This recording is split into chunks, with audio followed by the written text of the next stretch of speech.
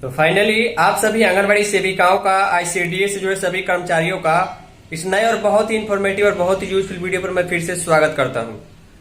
आंगनबाड़ी केंद्रों पर टीएचआर का वितरण करना, पोषाहार का वितरण करना किसी भी आंगनबाड़ी सेविका के लिए एक पर्व और त्योहार से कम नहीं होता है।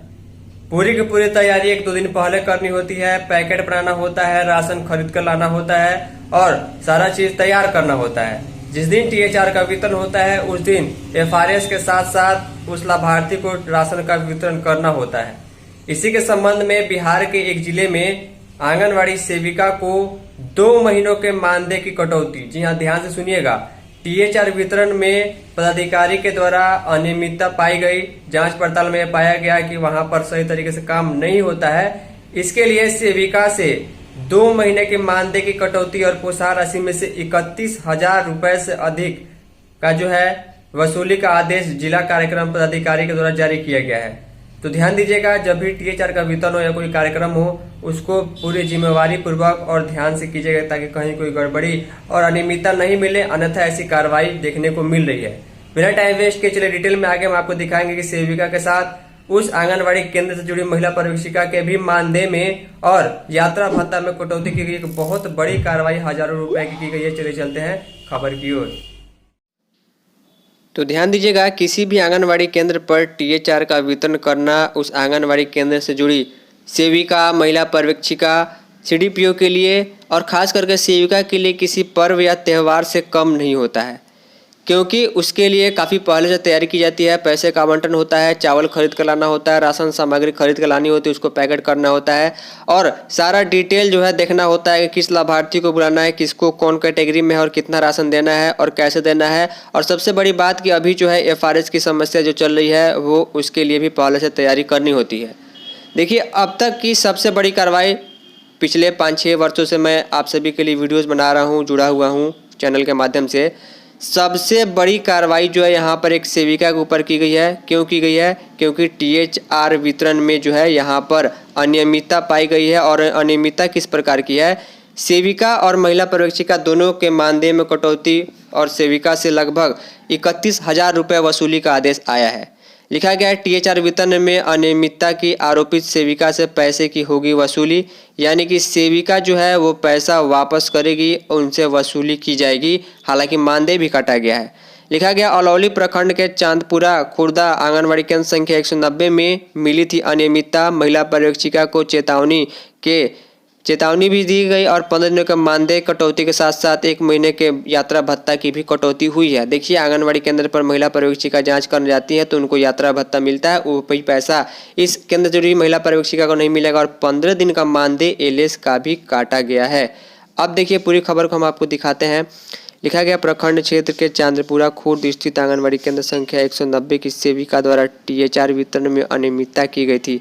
शिकायत मिलने पर जिला कार्यक्रम पदाधिकारी आईसीडीएस डीपीओ ने मामले की जांच कर कार्रवाई की।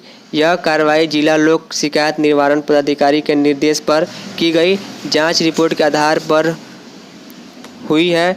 बताया गया कि चंद्रपुरा खुर्द निवासी मिथुन कुमार ने केंद्र संख्या 190 की सेविका पर लाभुकों को वर्षों से टीएचआर व पोषाहार से वंचित रखने का आरोप लगाते हुए शिकायत किया था। 1-2 दिन नहीं, 1-2 बार नहीं, यहाँ पर किसी लाभार्थी का शिकायत था कि वर्षों से सेविका टीएचआर नहीं देती है, किसी भी प्रकार का लाभ हमें लाभार्थियों को नहीं देती है। अब देखिए, ये शिकायत के आलोक में गठित जांच टीम ने केंद्र का निरीक्षण किया था। संबंधित अभिलेखों की यानी रजिस्टर्स की जांच की गई थी और जांच में पाया गया कि केंद्र संचालन व आले अभिलेख संधारण में अनियमितता हुई थी। निरीक्षण के दौरान कई पंजियों में त्रुटियां, अपूर्ण प्रविष्टि तथा पर्यवेक्षिका के हस्ताक्षर का अभाव पाया गया, यानी कि वेरिफिकेशन भी एलएस का नहीं था। साथ ही लाभुकों के चयन व पोषाहार वितरण में भी प्रक्रियागत खामियां उजागर हुई थी। जिला कार्यक्रम पदाधिकारी डीपीओ द्वारा जारी आदेश से संबंधित सेविका कंचन कुमारी को चेतावनी देते हुए 2 महीने के मानदेय की कटौती तथा टीएचआर वितरण में हुई अनियमितता के कारण 31,846 रुपया 40 पैसे की राशि की वसूली का आदेश दिया गया है। महिला पर्यवेक्षिका कविता कुमारी को भी चेतावनी के साथ 15 दिनों का उनका भी मानदेय और 1 माह के टीए यानी कि ट्रैवलिंग अलावेंस यात्रा भत्ता की कटौती का आदेश दिया गया है। यानी कि सेविका के वसूली के रूप में अगर हम उनका हिसाब जोड़ें तो 2 महीने का मानदेय यानी कि 18,000 रुपये मानदेय उनका कटेगा और साथ में 31,846 रुपये जो है उनको THR की राशि में से वापस करना होगा। कुल मिलाकर अगर हम देखें तो ये जो है लगभग जो है 49,000 रुपये जो है यहाँ पर होता है, यानी कुल मिलाकर लगभग में 50,000 रुपये जो है सेविका से यहाँ पर कार्रवाई के बाद वसूली का आदेश दिया गया है। और शिकायतकर्ता का यह कहना था कि कई वर्षों से, देखिए यहाँ पर लिखा गया है कि कई वर्षों से THR पोषाहार से वंचित रखा गया था। अगर ऐसी कहीं अनियमितता पाई जाती है तो मैं भी कहूँगा कि निश्चित तौर पर वहाँ पर उस सेविका के ऊपर, उस पदाधिकारी के ऊपर कार्रवाई होनी चाहिए जो इसकी जांच पड़ताल करते हैं और जिसका जिम्मा इसको दिया गया है। जब लाभार्थियों के लिए सामान आ रहा है, सिस्टम बनाया गया है, तो निश्चित तौर पर उनको कम या ज़्यादा वो सामान मिलना चाहिए, लाभ मिलना चाहिए। LS का भी 15 दिन का मानदेय और 1 महीने का यात्रा भत्ता कटौती का आदेश आ चुका है। आदेश में कहा गया है कि पर्यवेक्षिका 15 दिनों के भीतर अपने सेक्टर के सभी केंद्रों की पंजियों का संधारण व अपडेट कार्य सुनिश्चित करेंगी। योजनाओं से संबंधित सभी सूचनाओं को अद्यतन रखेंगी। भविष्य में किसी भी प्रकार की अनियमितता पाए जाने पर विभागीय कार्रवाई की भी चेतावनी दी गई है। तो इस प्रकार का यह मामला है। 50,000 रुपये जो है वसूली का आदेश आ चुका है। उम्मीद करूंगा कि आप लोग अच्छे तरीके से अपना काम कर रही होंगी। देखिए, FRS को 100% करना, सही तरीके से करना बेहद ज़रूरी है, क्योंकि इसकी मॉनिटरिंग जिला स्तर, परियोजना स्तर और राज्य स्तर, केंद्र स्तर पर होती है कि किस प्रकार जो है यहाँ पर THR हुआ, GMD हुआ या फिर होम विजिट हुआ या नहीं हुआ। तो ऑनलाइन काम में आपको लापरवाही नहीं करनी है और लाभार्थियों को लाभ भी देना है ताकि शिकायत कोई ना कर पाए। फाइनली इस वीडियो में इतना ही। धन्यवाद।